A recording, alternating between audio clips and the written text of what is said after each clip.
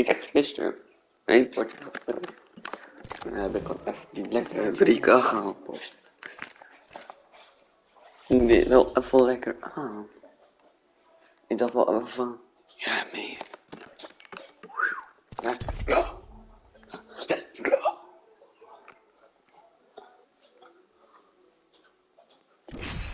Go grind. The grind.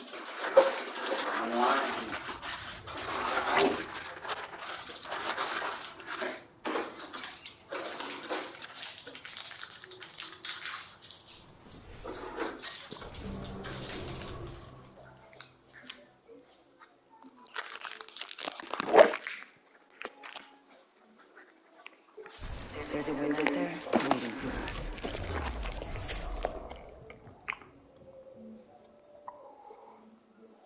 AKA Kijken, Valk, and the Ghost of Viper.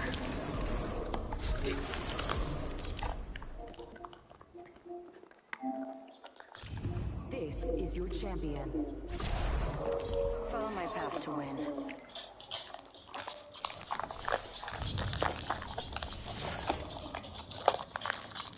You better not run with me. I'm the jump master. This time.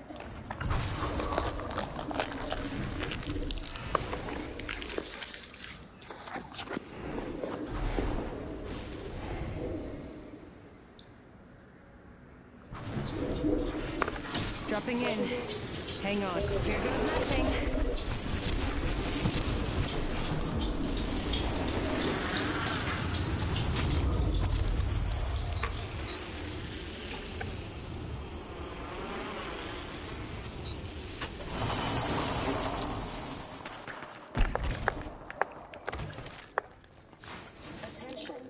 First blood. First blood already? If you flame out this soon, why'd you even come?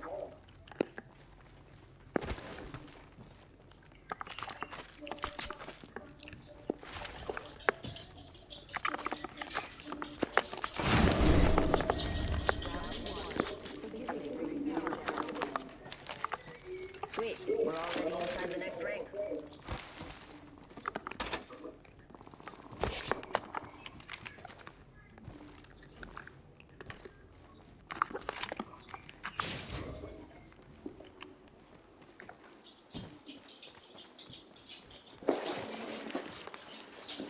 Let's go this way. Enemy spotted.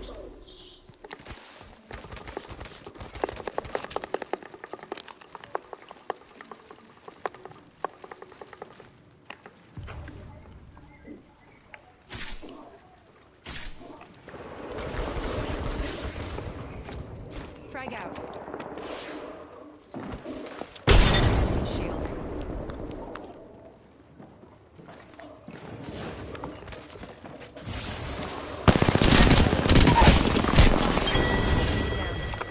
Good night.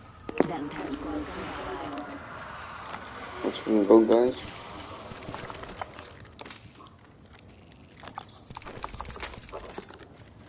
Laat toch allemaal zo. Recharging my shield.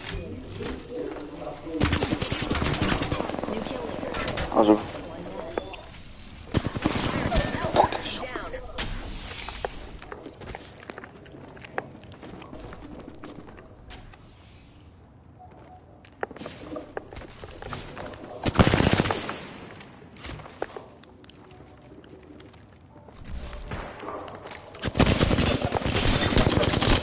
Reloading.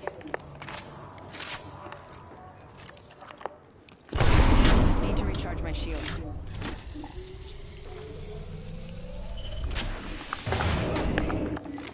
One second, we got this.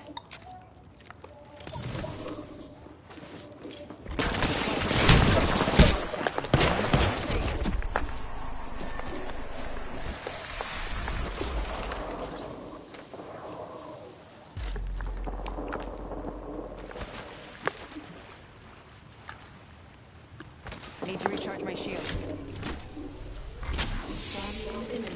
Catching myself up.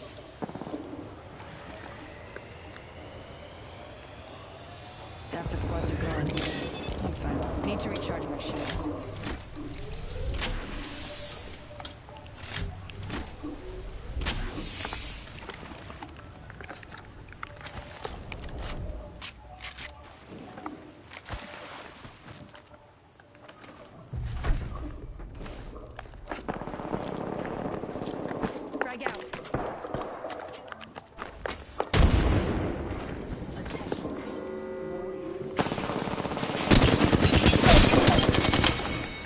inside the next ring.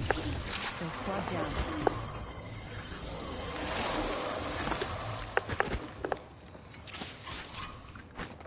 Throwing thermite grenade.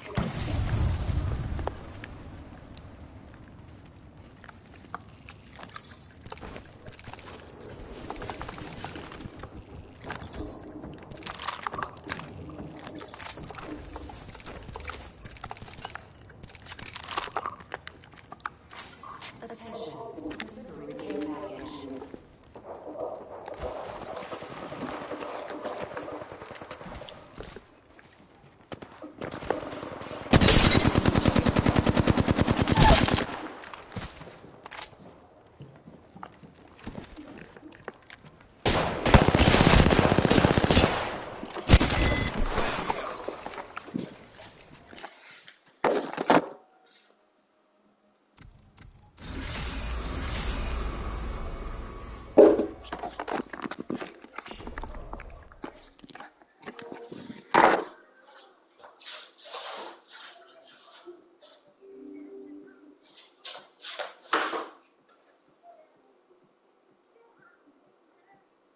Hey Google. Hey Google. Zet muziek op pauze.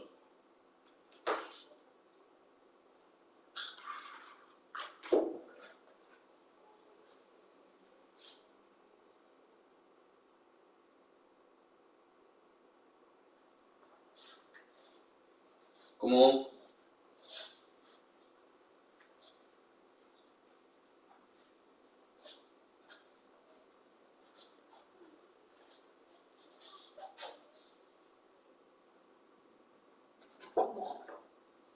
Kom op. Dank je.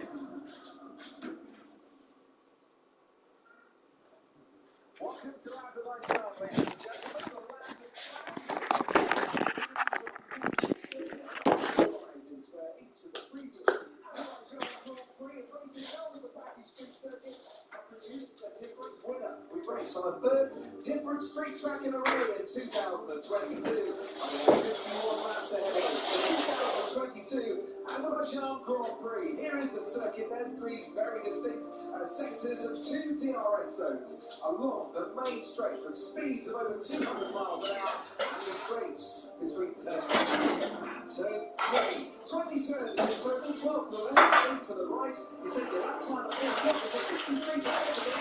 You've got a wide braking into that fourth corner. This is last year's race. And what a great race it was. That's to credit Charles Leclerc.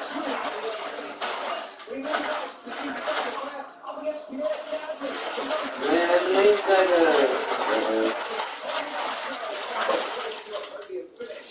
As we move on then to the Alonso, Tsunoda and Sainz battle. There's Yuki Tsunoda locking up behind Fernando Alonso, and you can see just how tight and twisty it is down at turn 7 into turn 8. Here are the three tyre compounds for this year's race. As it was last year, it's the softest in the Pirelli range. The C5, the C4 and the C3. The hard tyre is a favoured race tyre. We expect most of the grid to be starting on that yellow stripe medium. And here then is the grid lineup for this year's Grand Prix. Right at the back, Mick Schumacher for the first time in Formula 1 with Lance Stroll alongside him after Stroll crashed in qualifying yesterday. It's the Williams pair of Alex Albon and Nicholas Latifi that come next. And ahead of those, Kevin Magnussen, who didn't get out of Q1 like his teammate, first time perhaps this season. And Valtteri Bottas, who was out qualified by Zhou Guanyu, his teammate, for the first time in 2022.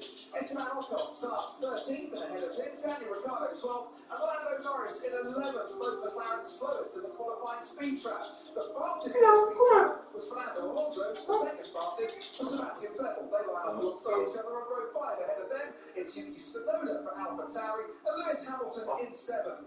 And Pierre Gasly 6th, his best qualifying performance of the season. And George Russell slots into the top 5 where he's finished in every race this year. Carlos Sainz was on provisional pole at 1 second, but lines up 4th. Also, Max Verstappen, who started 3rd here last year. Sergio Perez with a second front row of the season. And Charles Leclerc with a second Baku pole in succession. The first driver to take multiple pole positions here. And for the 6th time in 8 races in 2022, He is right in the front, Paul di Resta. So, once again, it's Charles Leclerc's race to lose, but pole position here does not normally guarantee you a win. Absolutely does not. It gives you a nice clear view of those lights and the run, obviously, into turn one. But I think he's going to have a couple of Red Bulls chasing him down and pressuring him all the way to the end of this Grand Prix. Like Christian Horner said, it could be a game cat and mouse. What are they going to do? Strategy will play a key part. The track is much hotter than any of the running that they've done meaningful this weekend. The last four races seeing a 55-point swing there, giving Max Verstappen a 9-point lead in the championship. Our next path leads to World's Edge. In fact, only one of the top six has actually won here before, and that's Sergio Perez. It's an incredible stat, isn't it? Obviously, Verstappen was on his way last year before that tyre period. Pirelli, I think, had some concerns. They've raised the tyre pressure for Friday's run up to 22.5 psi. So there is going to be there, but ultimately, safety car restarts can play such a part of it as well. And what are you going to do? Can Ferrari build themselves a better software that's going to allow them to dictate this race? What failed in Monaco? Making the right decisions at the right time and being on the right tyres. And talking on tyres, the starting tyres we can tell you now from Charles Leclerc on pole, all the way down to Lando Norris in 11th. It's medium to start with. Hard tyre for Daniel Ricciardo, hard for Esteban Ocon, medium for Joe Guanyu, and hard for Valtteri Bottas. Then medium for Magnus and Albon on the TV, and hard for Stroll and Schumacher. The hard tyre will go a long way, but the feeling is, Paul, that it will take a few laps to warm up, and the performance difference might leave you a bit vulnerable. It's absolutely the preferred tyre, isn't it, like you say, but you lose those crucial meters as you release the clutch at the start. Up to 3-4 meters you can do that, and that's obviously one group position. So everything you've been fighting for, if you're Charles Leclerc, you're not going to take that chance because he was a bit quicker than that and should have been a bit further if it was on pace in front of, obviously, Sergio Perez. But Red Bull have two sets of hards, one set of medium tyres.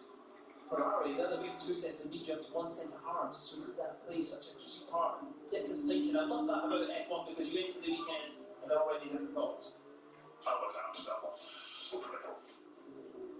Quite often, you don't win a race at turn one. You can definitely lose a race at turn one. Sergio Perez being encouraged to give it absolutely everything back for the starters. They're on the formation lap now. Let's head down into the pit lane in Karun Chandler. Yeah, after Robbie, Paul, everyone listening, I know it is baking hot down in the pit lane here, 46 degrees. But as we've seen all weekend, as soon as the sun sets, the track temperature will plummet. And that's when these tyres that you were talking about, Paul, come into play. If we get a red flag or a safety car in the last 15 laps of this race, that would mean that the medium tyre, the Ferrari with those new mediums, will have an advantage. If you get a red flag or a safety car around lap 30 or before, the one with the hard tyres will have an advantage. So keep an eye out for that. But absolutely roasting today. Yeah, 48 degrees, way hotter, Paul, than their simulations of race runs on Friday evening. Absolutely, just came into my ear, little prop there, producer. It's a marathon, not a sprint. Those wise words that happened last year that probably cost Lewis Hamilton and the world title if you calculate it back. But of course, goes out, no team orders. That means that's something against Max as well, who'll be challenging equally like Leclerc and Sainz will be told to do the same thing. Also, Harry Charles did need to make quite an impression in this race after Max Verstappen's tyre failure. He left the magic button on and sadly for him locked up and ended a 55 race point scoring streak in the process with a restart with 2 laps to go. And obviously other things conspired against Lewis Hamilton last season, but that was a big 4 points that was gone by. Safety car restarts are incredible. The starts at the end of the Grand Prix when you've got all that not to think about, to go back to those positions and try and get your clutch position right. All these things can happen here, and you can see the heat is, the track is baking hot. They're trying to do the burnout to get the temperature, but of course every burnout you do sends the surface temperature up and takes your crucial rubber off the tyre that you may need in about 15 laps time. So Charles Leclerc then, first driver to take multiple pole positions here in Baku. He has Sergio Perez alongside him.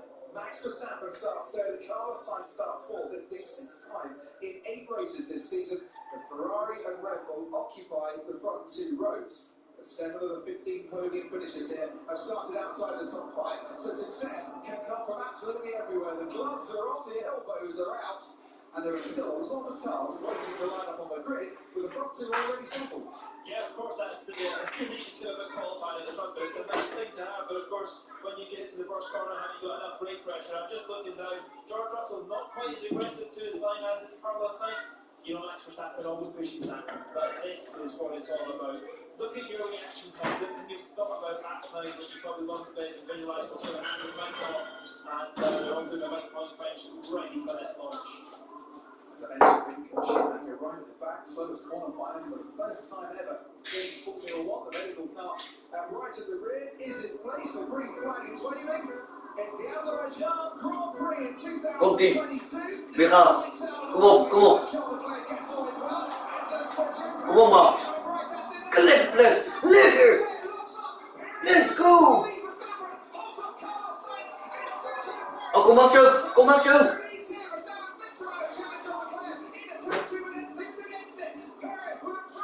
Lekker Perez.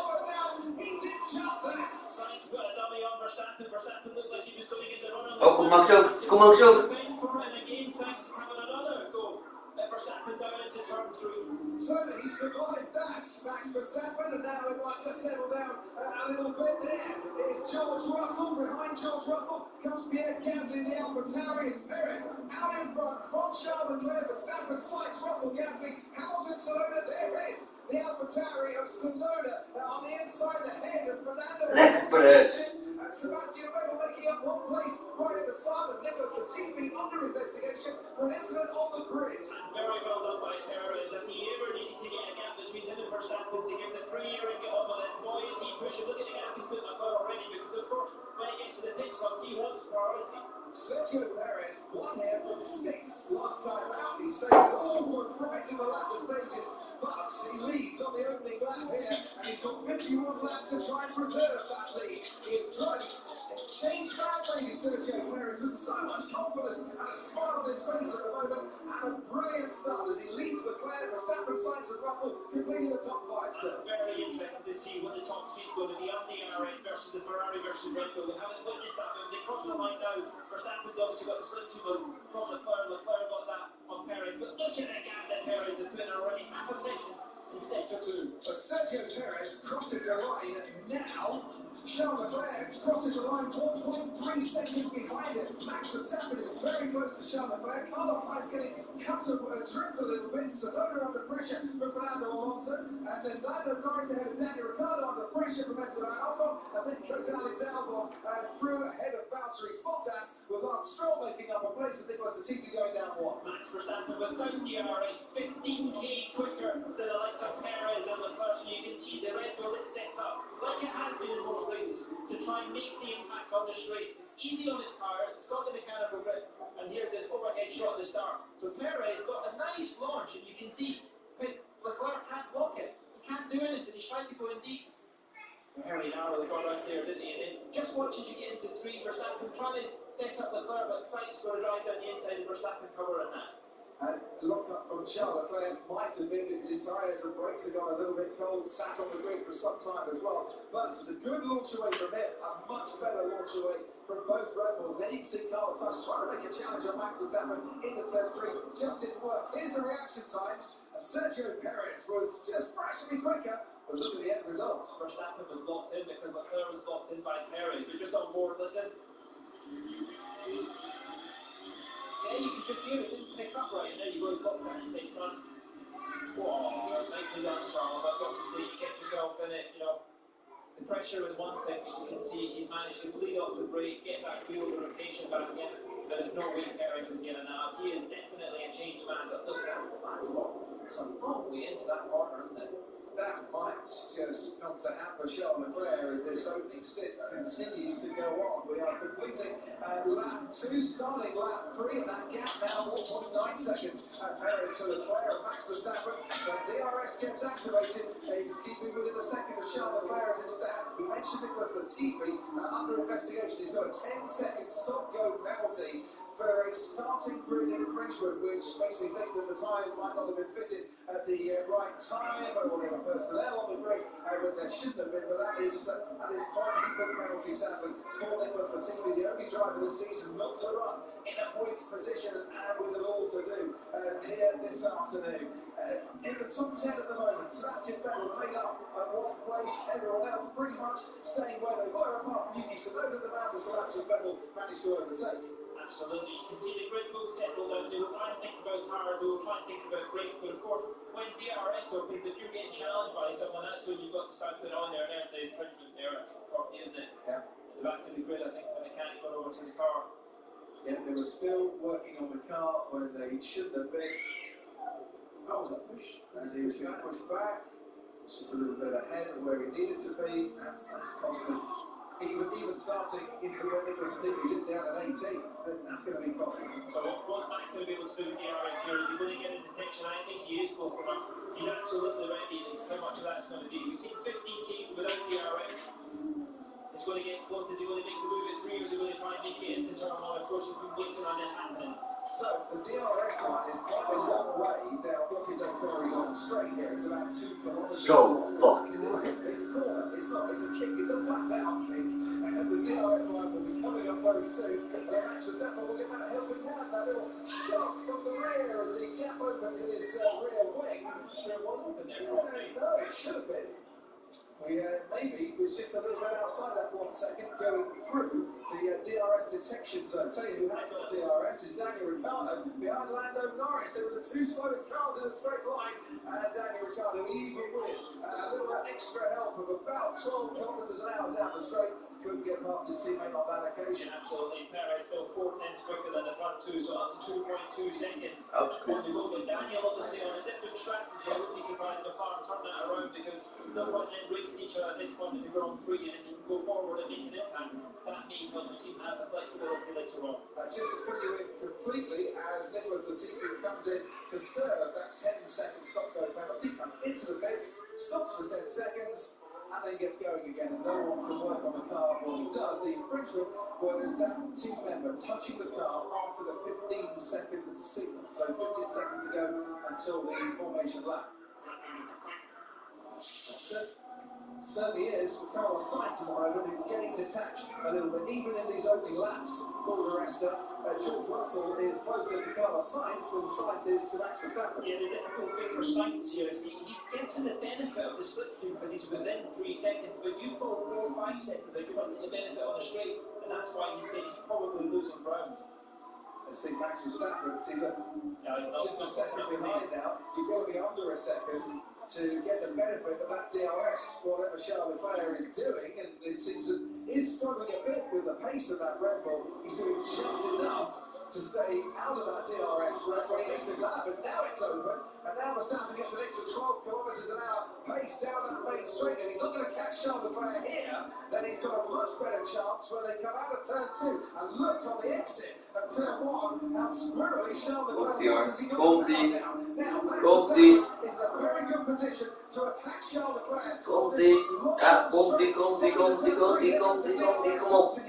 he got an extra electrical boost, Charles Leclerc, to get ahead? He is staying ahead into turn 3, but this is a battle that is going to develop and continue for a few laps to come, I feel. Yeah, this is a game where Max will probably try and pressure Charles into using his overtake, getting down on the battery pack, but I think that's one of the strengths of the Ferrari.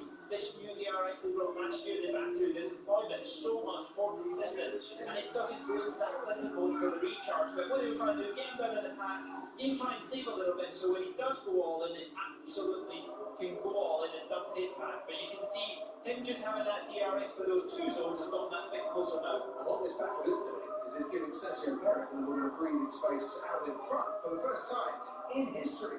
Here in Baku, someone other than the pole sitter has led the first lap, and for the second time this season, the person leading the first lap is Sergio Perez. So he's doing rather nicely, as he did for the first 14 laps in Jeddah, where he got rather caught out, didn't he, by the safety car. It's incredible the speed the Ferrari can carry through 15. You can see where he got qualified, but I think the Ferrari's harder on his tyres. Look, Max is much closer now.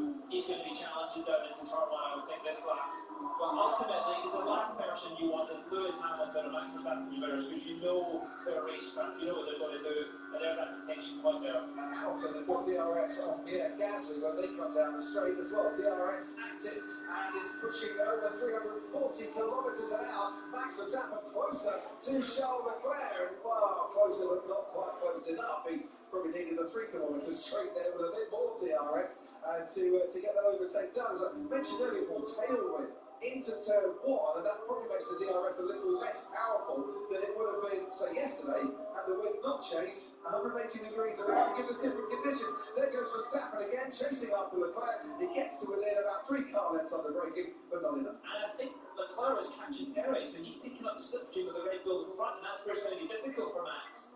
But you can see, I think Leclerc is using a bit more of the overtake button because he just did 3:22 through the speed trap. That was about 5k quicker than he was able to do before. So I think it is just a game of what tactics you've got behind you. Now, this is moved by the Williams, or is that Magnussen going past the Williams? That is Kevin Magnussen going past the Williams and using DRS to great effect. Magnussen in 15th. Alex Albon in 16th, and I mentioned that Lewis Hamilton was quite close to Pierre Gasly and getting a little bit closer. And he's got DRS, and he's now about 0.6 of a second behind that AlphaTauri as we head down to Peru. Yeah, that's not it. Max Verstappen's been getting some advice on the pit wall from the race engineer Giancarlo and Daisy about using the overtake button. I think he's been struggling with clipping, which means he's effectively running out of electrical charge at the end of the straight. And that's why he's not been able to get as close as he would like under that DRS to get the move down. So they've been giving him a bit of advice in terms of where to use the overtake button and to save enough juice for the start of the straight.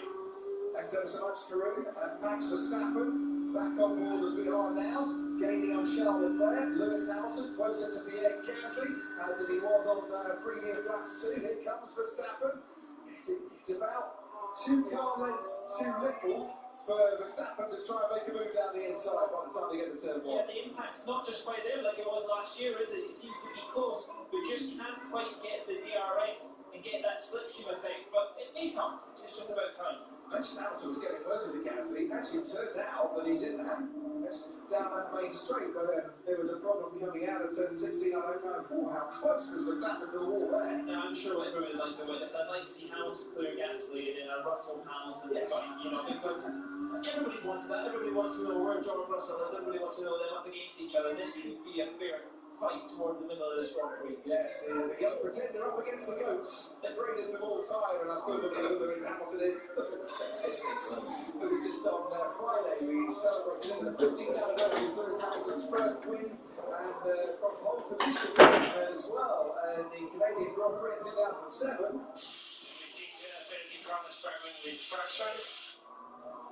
And now he's got 103 wins and 103 poles as well as Perez struggling for traction. Is Charles Leclerc going to start to feel the benefit of that slipstream a little bit more? Perez struggling for traction, that's not something you hear very often. He put a massive hit those tires in the first lap, and anybody knows when the tires are not at temperature, you put impact into them too hard, you never recover, you're not able to get them back, and I wonder if that was just a bit vicious, getting the gap into the third when he took the lead in the first lap. That's very, very quickly.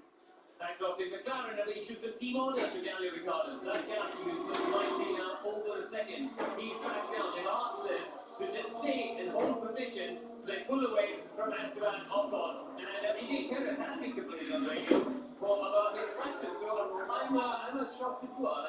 Oh, yeah, as well. That's not right. No, it's not. It's certainly not on a track like this. Slow corners, accelerating out of them seems to be where Sergio Perez thrives. Max Verstappen, I think, is a bit closer to Charles Leclerc here. There's our race leader. Car number 11, Sergio Perez. There's car number 16, and behind him, car number 1, who's in third place as it stands, and in fourth, and who started fourth, Carlos Sainz, quite a long way behind, four and a bit seconds. Yeah, and Lewis just dropped off the back of that AlphaTauri. You can see Daniel Ricciardo radio. I'll come home. Understood. That's a Daniel Ricciardo. We need to swap places message going out to McLaren there. Because at the moment, he's a long way back for that to happen, and then Esteban Ocon not to get an advantage to try and overtake Lando Norris. Yeah, maybe Lando getting the tyres in a bit more gentle. It could be that Daniel's dropped back to preserve his tyres and not be too close if he is going to be team orders, because he is going to have to go a bit longer on that hard tyre. It's, fruity time of the race, you would say, is going to come at the end when he goes on the softer rubber, whether that's going to be enough, because definitely the preferred strategy is the softer compound at the start and the harder one towards the end. But of course, if you're starting outside the points, why not try something different and use the pace at a different point in the race? It's turning into this race at the moment. One that's going to evolve and is going to come alive a little bit later on, and the midfield pack very, very close in terms of pace, just kind of staying where they are. It's lack of overtaking at the moment, but it will get better later on, I think, is the way to read this race as it stands at the moment, as Verstappen closes in on Charles Leclerc once more. Tell you who is also closing in, that's Sebastian Vettel and Lewis Hamilton. I wonder if Hamilton is suffering a bit with tyre wear currently too. Just keep the patience up, man. Nothing's running away from you up front. The gap is building up. And I think that's Giampiero Lambiase to say, be a bit patient here. It's going to come to you as Verstappen just moves out of the hot air that's coming from the rear of that Ferrari. One thing I wouldn't say, Paul, this time last year, we wouldn't see Verstappen running this close for as long because things would start to overheat a lot more. Yeah, it looks like there's a bit of a band in the tyre starting to open up in the back of Verstappen. I don't know if that's great, and there's a yellow flag in sector one. So it's Carlos Sainz who's over stopped at turn 4. It is Carlos Sainz who stopped at turn 4, and there is Carlos Sainz in the Ferrari, was running in 4th place, and he's gone on, sadly, into the runoff area at turn 4. Now, has he kept the engine running? Can he get out of there with reverse? And if he can, sadly, by the time he does, I rather feel the whole field will have gone past him.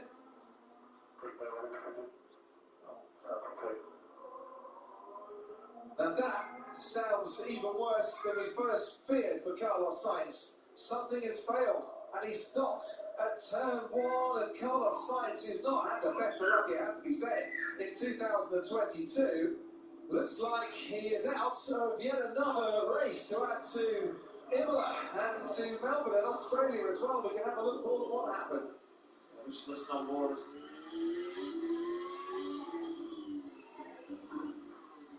Oh. Was that power unit or gearbox? I'm not so sure that's BMW. That sounded like it was power unit in some way, didn't it? Just definitely hydraulic in some way, but it was a virtual safety car deployed. So a virtual safety car now, and Charles Leclerc comes into the pits. So an immediate strategy gamble here, and an early gamble by the Ferrari team who put the hard tyres onto Charles Leclerc. Ferrari is a little bit slow, it has to be said. Now you'll save yourself 10 seconds by having a pit stop behind a virtual safety car as opposed to the normal race. But absolutely, you want to stop at the virtual safety car because crucially, Sebastian Vettel, is he going to hit Lewis Hamilton in the pits there?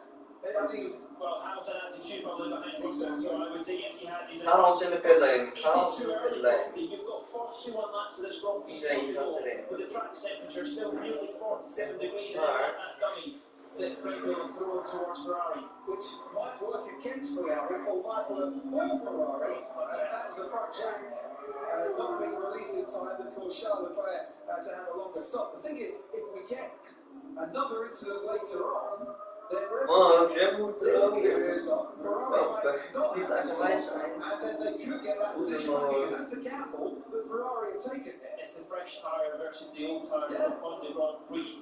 How are your tyres feeling at the moment? Can you go on, Max? Did he have a free stop? But most of the field has. So yes, he has had a free stop. He's in P3.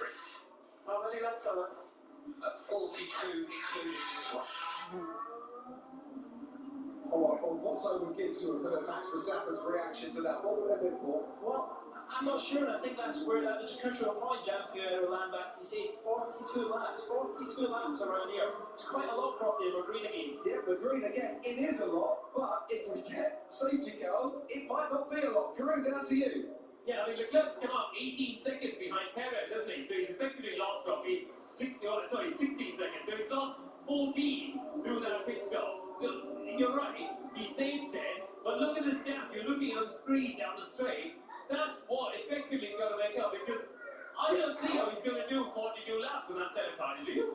Yeah, but Oh, I Ferrari, don't know. that's why they've taken the gamble. The other thing, of course, is it's a 20-second loss when you come in for a pit stop during the race. That's how he makes up that gap, because Red Bull do have to stop. And then what do you do if you're Charles Leclerc? Do you go absolutely into it, try and pull up on the back of the Red Bulls and pass them? Or do you preserve the tires and try and go long into the race? But you're always going to be vulnerable. It's a safety car, and equally, when it doesn't stop under a safety car, he's going to be older rubber than the Red Bull, and that's where I think Red Bull pressured them into something. The Red Bull looks a quicker car, Max, who's been held up back there, so maybe Ferrari thinking, on a fair fight, we're out of this, especially what's happened to Sainz as well. I think if Ferrari thought that eventually Max Verstappen would overtake Charles Leclerc, then it is a gamble for nothing. You know, you're conceding the position now, you know, the strategy can get that position back again, or it might not have done where you're on the same strategy. And what happens under the virtual safety car, if you stay out in the tyres, they're a little bit too hot, it just cools them back down, preserves them, and you can extend the stint by 3-4 laps maybe.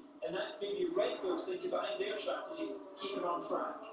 Either way, that little incident for Carlos Sainz has not done him any good. He is out of this Grand Prix. It's given Ferrari a chance to take a gamble with Charles Leclerc, and it's given Red Bull the 1-2 as it stands. Sergio Perez is led right from the start after getting past Charles Leclerc into turn 1 as a comfortable gap of about 1.8 seconds over his teammate Max Verstappen. What a Red Bull do? You know, 1-2, we've seen Red Bulls fighting on this track before and costing them dear.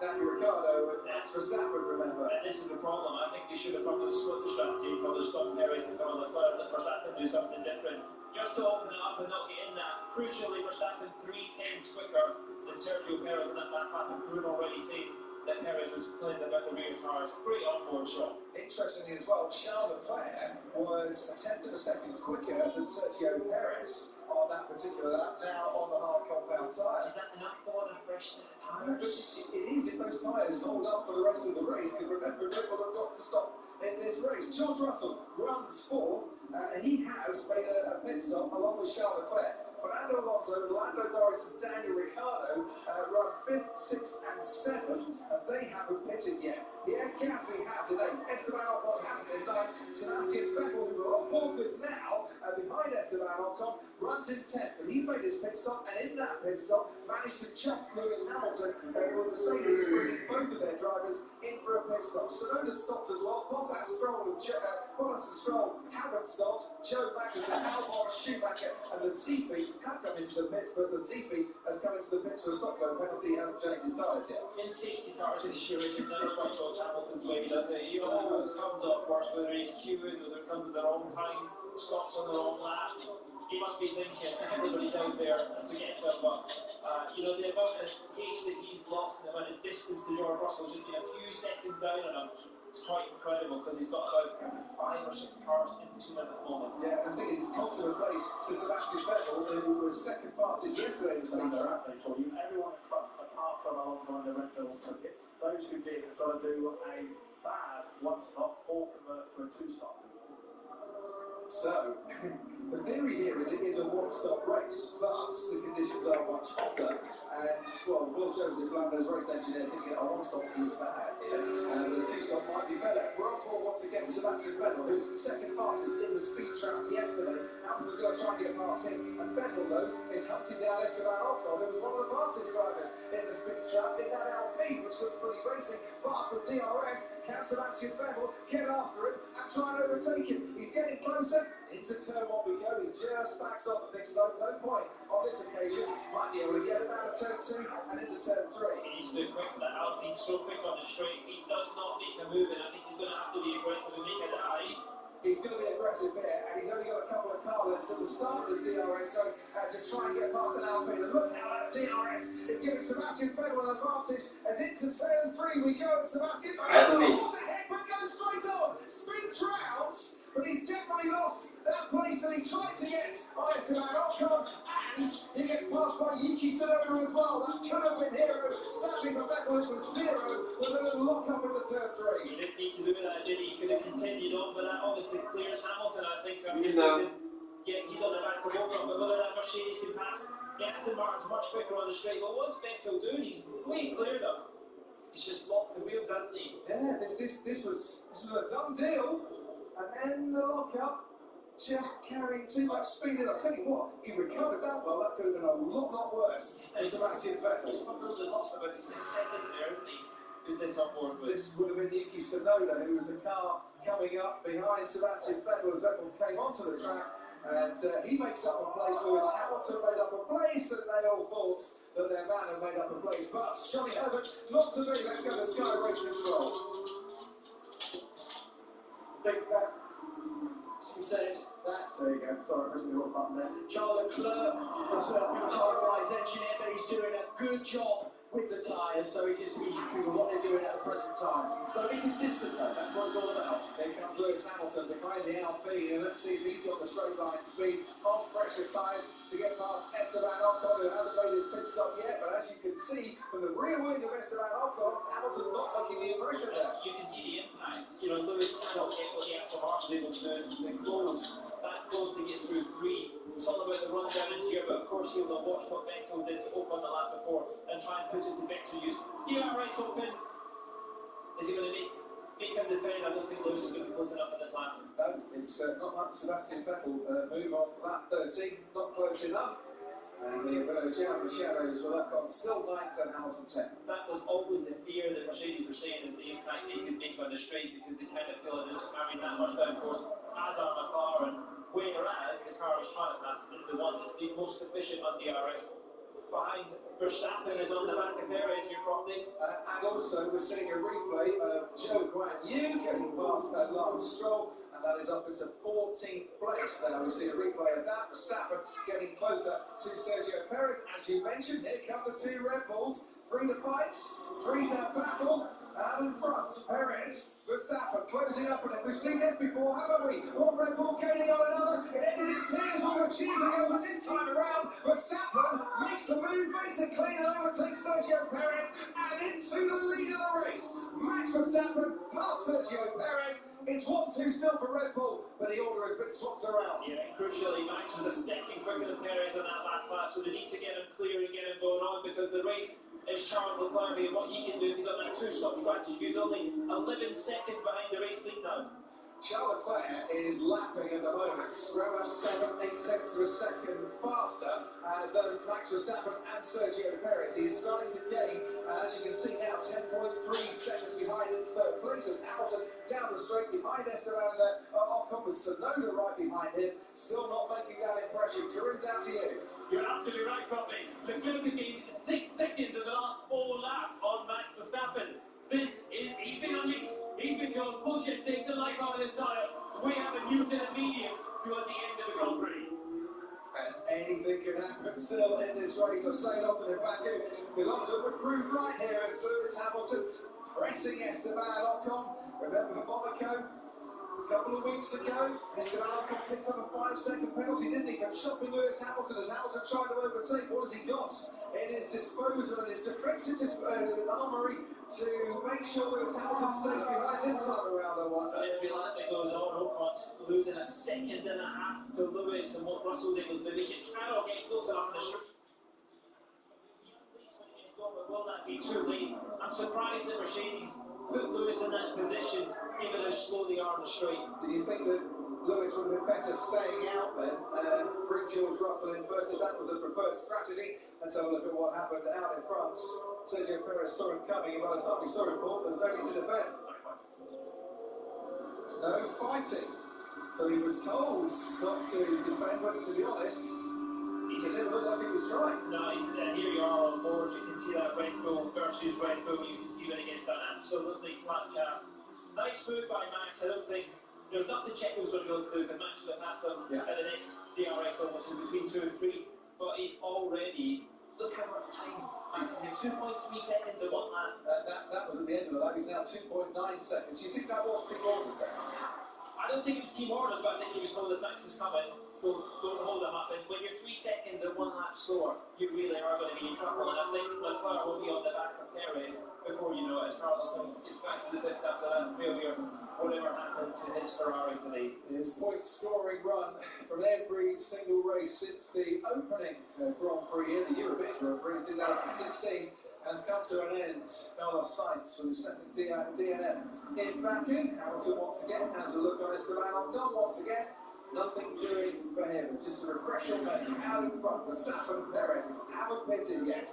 Alonso, Norris, Ricciardo haven't pitted yet. Ocon hasn't pitted yet. The rest of the top 10 all have made a pit stop. Bottas and Stroll, the other drivers, not to make a pit stop during that virtual safety car caused by Carlos Sainz's retirement. And this is Zhou Guanyu and his teammate Valtteri Bottas. Bottas hasn't pitted, Zhou Guanyu has. Makes sense that he's ahead of his man. Ahead of his teammate at this moment in time. I missed that radio mention. Leclerc is actually going to be shot, and is this Sergio Perez in the pits? Well, Yes. it should be Sergio Perez coming into the pits, and it is Sergio Perez coming into the pits. He's been struggling on his tyres, Verstappen not so much, and that's why he's coming in now. You said hard tyres.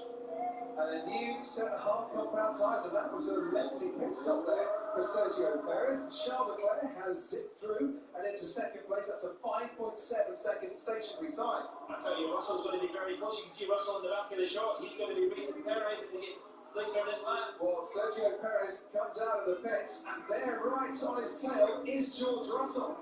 So that could be a very costly issue there in the pit stop. And I tell you what, it's not going to take long for George Russell here to be right on the rear wing of Sergio Perez, because he's got tyres that are nicely up to temperature. Perez hasn't.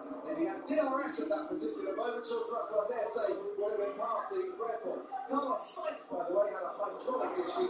That is what caused the DNF.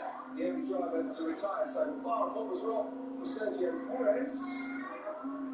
Just waiting for a green light to go, it seemed. Yeah, it looked like a weird jack man didn't want to release the car, and that's basically based on what he sees from his mechanics that he's going to let it go. But he's got the tyres up to temperature, and you can see the grips in there. George Russell, the best thing he can do is try to take that slipstream and try and get the advantage before Perez goes on. Of course, Perez, what he's going to be doing is trying to push as much as he can, but he's massively down on where Leclerc is, where you got that free stop under the virtual safety car. And I think Perez can go to the end of the Grand Prix. It's just what Leclerc's going to be able to do when he puts that fresh set of medium tires on, and how long he can make them last. Meanwhile, Kevin Magnussen, the performance for him, down the straight here.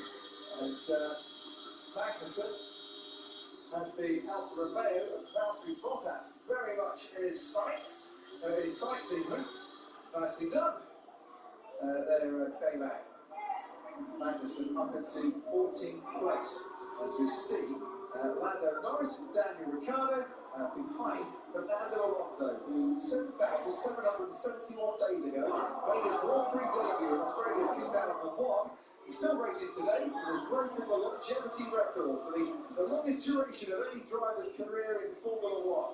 And he's got behind him Lando Norris, who made his debut in Formula One in Australia 2019. I dare say a few thousand days nearer to where we are today. Oh, here comes Esteban Ocon with Lewis Hamilton right behind him. Hamilton with DRS again, but can't close it to make the overtake. Nobody can pass an Alpine. Nobody can get past them. You can see the kid across the road blocked behind them. And Lando Norris is so much quicker when he's unleashed, and then Daniel Ricciardo obviously said he's got much more pace. They just cannot get the momentum going what they need, and that's making George Russell's life that bit easier because Fernando is just struggling. Now in France, Max Verstappen has a 7.6 second gap, and here goes Lewis Hamilton down the inside on Esteban Ocon, and it's been brewing for about 5 laps now, and finally Hamilton has managed to make the pass, and he's put himself up in the 9th place. That patience pays off. Let's see what Lewis can do now in this car, because he's been very costly stuck behind that car for the last 7 laps. He'll need to really push on and try and close the gap to the next Alpine, which is holding up the likes of Gasly, Ricciardo. Max Verstappen is coming into the pits, which is going to give Charles Leclerc the lead of this race, as we see once again Hamilton down the inside, and Esteban Ocon knows what driving standards are expected by the FIA now. After seeing the stewards last time out, they didn't make any moves to stop that. Verstappen in the pits, his crew. Yeah, thanks, Robbie. Looks like a smooth stop. Then his teammate Alfa Romeo, he should still come out ahead of Perez. Leclerc, though, should take over the lead of Grand Prix. This is where it gets interesting, isn't it? Verstappen on a new set of hard tyres. Leclerc on hard tyres that are now 9 laps old. And what is the gap going to be?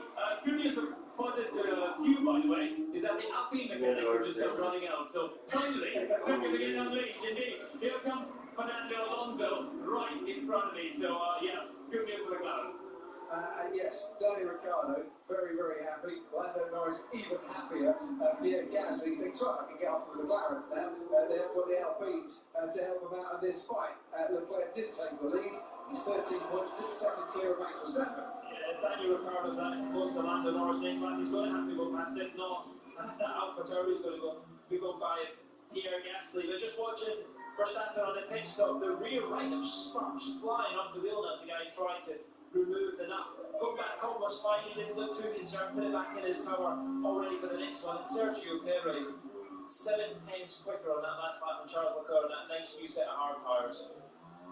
So, as it stands at the moment, would you say Ferrari went a bit too late when they had nothing to lose, a bit too early, but had nothing to lose by doing so? I think they have gone a bit early, but you never know. You just don't know when the fuel burns off and the track temperature is still dropping, whether that medium tyre is just going to come into its own. And this is where it's so critical, the decisions they made early in the weekend. Save 2 sets of hards, Red Bull, Ferrari saving 2 sets of mediums.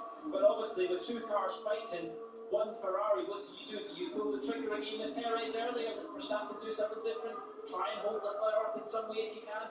I think when Leclerc comes out, he's going to be behind Perez, and it depends how quickly he can get by Perez. Now we've seen the Alpine's difficult to overtake, the Red Bull's quick in the straight, can the Ferrari pass that?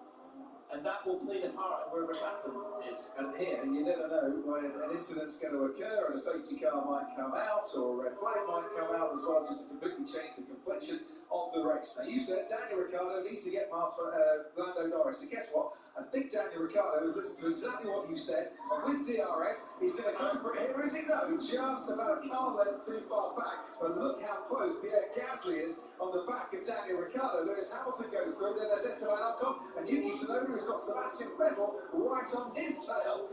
That's Team Hornerscroft there. You can see Ricciardo just pulled back out of slipstream and lifted and shut the DRS. So Ricciardo going for it again with Lando Norris, and he's going to run out of straights here. Is it team orders to keep Norris ahead, or do they? So they both not gone in for a pit stop, but what Daniel Ricciardo is doing is protecting Lando Norris, who's on the medium tyre, and his tyre's probably wearing a little bit sooner than Daniel Ricciardo's are. Daniel's been on the back of his teammate all the race. I think they've got to return the favour and let him go. Alonso pitted into traffic. Lando trying to overcut him. We'd like to sit behind Lando to give Lando that opportunity. Don't sit behind anyone now, they're getting back halfway. Copy.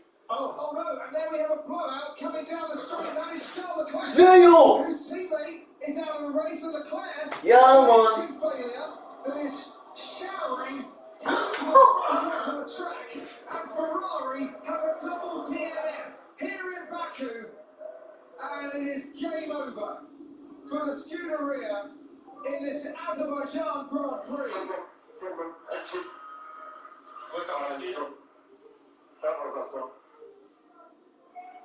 It's a second retirement in 3 races for Charles Leclerc, out of this race and limping back to the pits, and boy does that change the complexion of this race, and boy will that put a smile on the faces on the Red Bull pit wall, because their big threat is out of the race. Meanwhile, Daniel Ricciardo says if I sit behind Lando any longer, I'm going to get eaten up by Pierre Gasly. Well, he's not behind Norris anymore, because Norris has pitted, and he's still got the potential to be covered up by Gasly here. Leclerc into the pits and retired. Norris into the pits and back out in this race, and there goes Pierre Gasly after Daniel Ricciardo once more. He's got DRS, he's looking down the inside, he's now going to have to look around the outside of Daniel Ricciardo, knows exactly where to place his McLaren to stop any threats. That's a bit hard for Daniel now, because I think Pierre will pass him the next time down the straight, but boy, that just changed the championship crop. Ferrari picking up penalties with engines.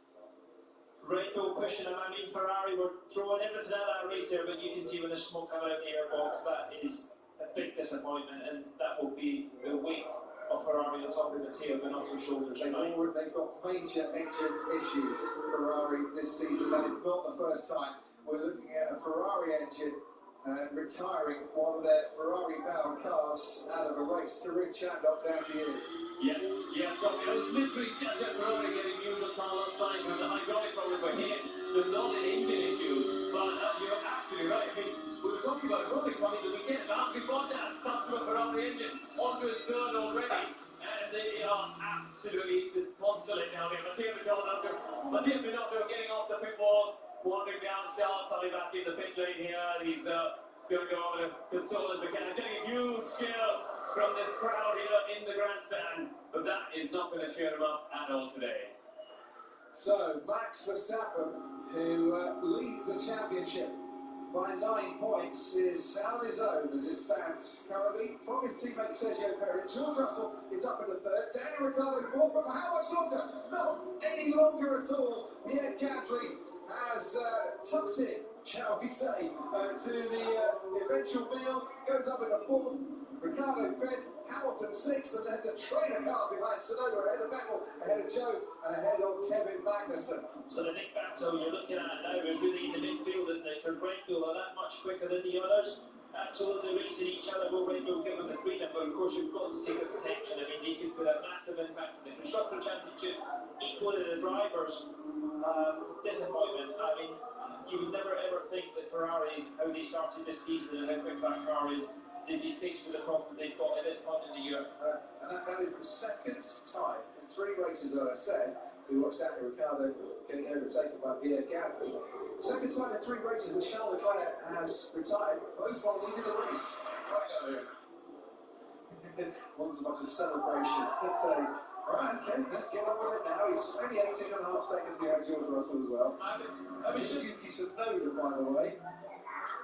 And Yuki Tsunoda putting on a decent move there. Past Esteban Ocon. Come on.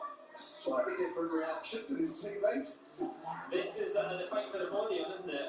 Who's going to edge it out? With George Russell in a very strong position, obviously, to pick up a third place. But Pierre Gasly will be chasing them down. We know that Alpha Tauri is very quick in a straight line. But Hamilton now closing in on the back of Daniel Ricciardo, who's still got to stop.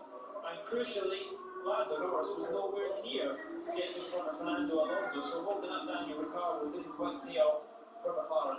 And even pitting Alonso into traffic, Lando Norris has still come out, 4 places behind Mr. Longevity, as we'll call him now.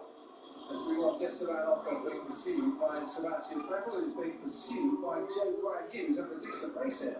Is Joe Guanyu finished on the podium, didn't he, last time here in Baku?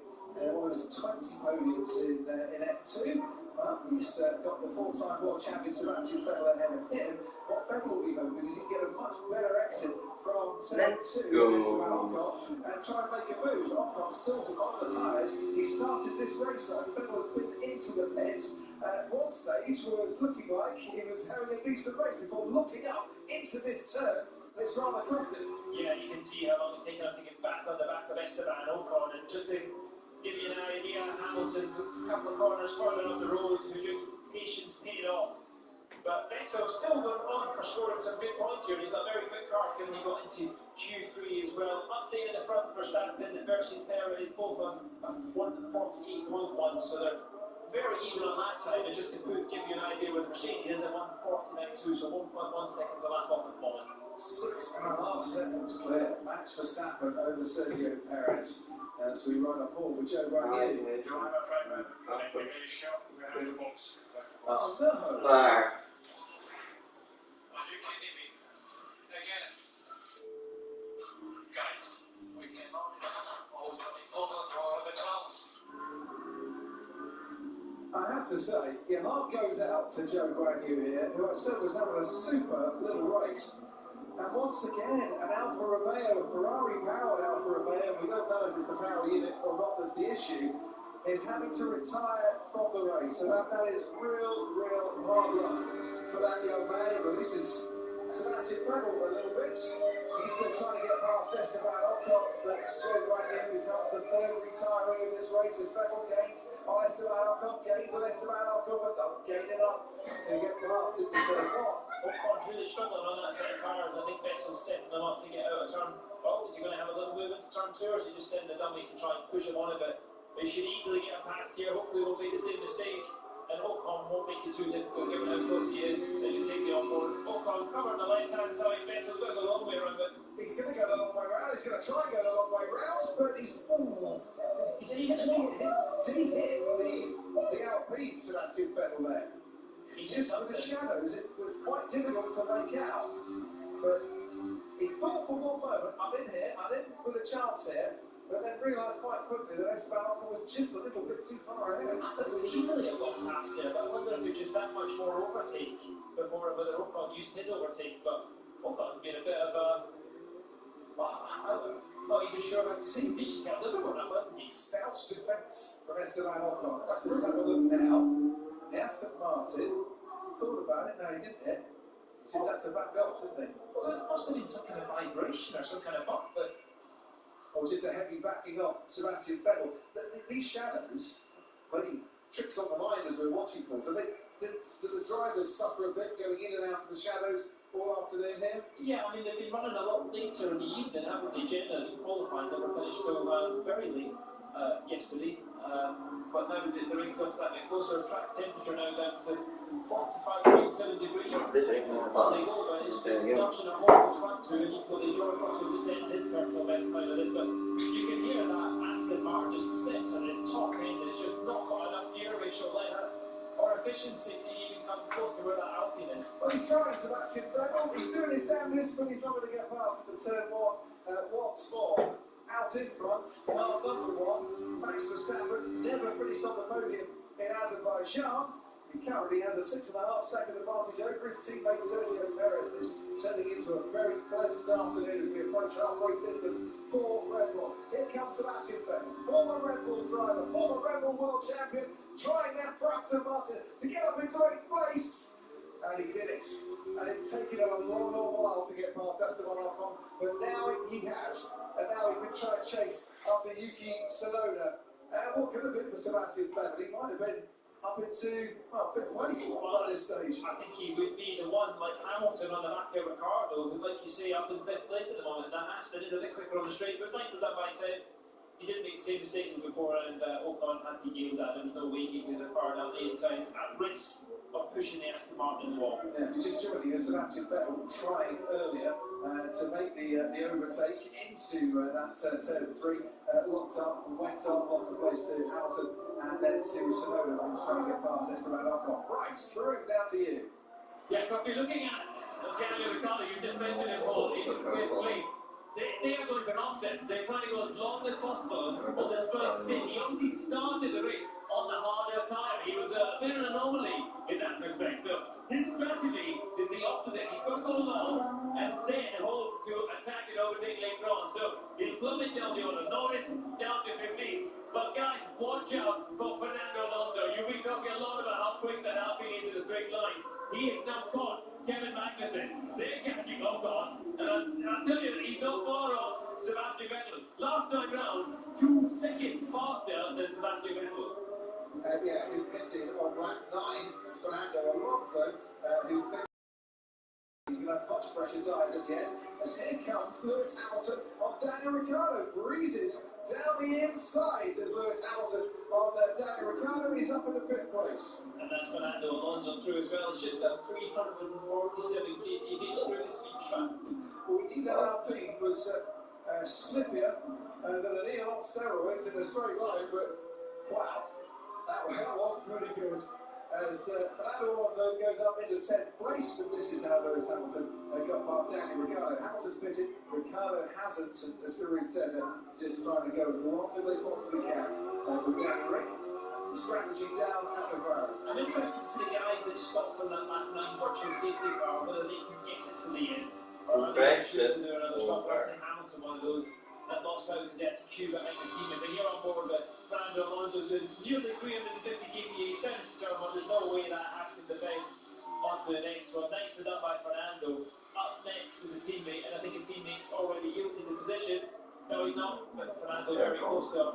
And then it'll be Sebastian Vettel followed by Tsunoda, Ricardo, Hamilton. Well, put it this way, Esteban Ocon's not going to fight quite as hard against Fernando Alonso as he did against Sebastian Vettel in the race. So you're not going to stop that Alpine with DRS versus the other one. And look at the difference in grip. Obviously, Ocon now 27 laps into the race on the same set of tyres. Fernando obviously just bombed within the last 5 laps. But this is going to be... He's picking up a slipstream, and then he's going to get DRS.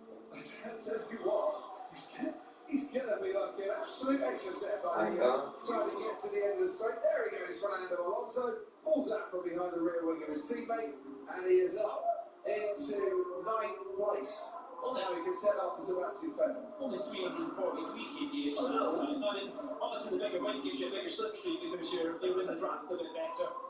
just at the fastest final sector, surprisingly, as well. How did Verstappen then from Sergio Perez? Looking very good, isn't it, for Max Verstappen as it stands, both in this race and in the championship too. Mercedes got beautiful look, out of this race, Charles Leclerc while leading, retiring with a power unit problem that we can all see as there goes Lando Norris on the Williams and Alex Albon goes deep into turn 3, but manages to make that move. Go Gasly. And that's Lando Norris. Gasly, pas plus. Come on, man.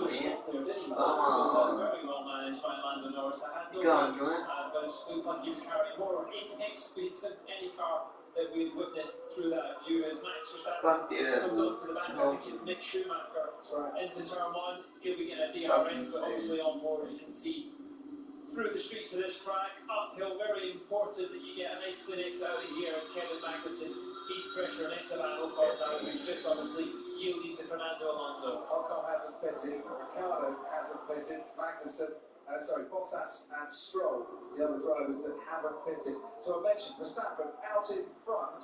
He's also got the fastest lap as well, and assuming he holds on to that fastest lap and the win, Red Bull will be 80 points clear in the Constructors' Championship tonight if they get their 1-2. Ferrari led that Constructors' Championship before the Spanish Grand Prix, and they are scoring no points here. Carlos Sainz out, Charles Leclerc when leading out of this race. We can hit him now.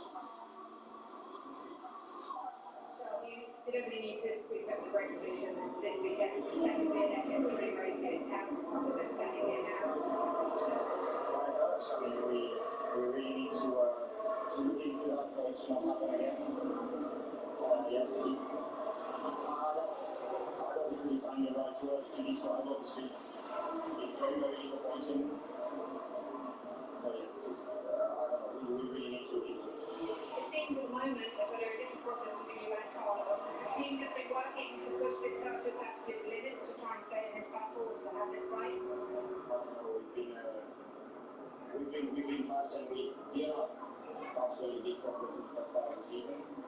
Now it seems that we had a bit more compared to the beginning of the season, but we didn't change massive things. If anything, we made everything better. So it's difficult to understand for now, but yeah, we all have to analyze. Obviously, you don't have the full picture of what happened today, but yeah, just personally, again, because. Just finally, what did the team say after the DNF in Barcelona, and how are they approaching this to try to turn this around because it's an engine again? And that could be penalties in the future.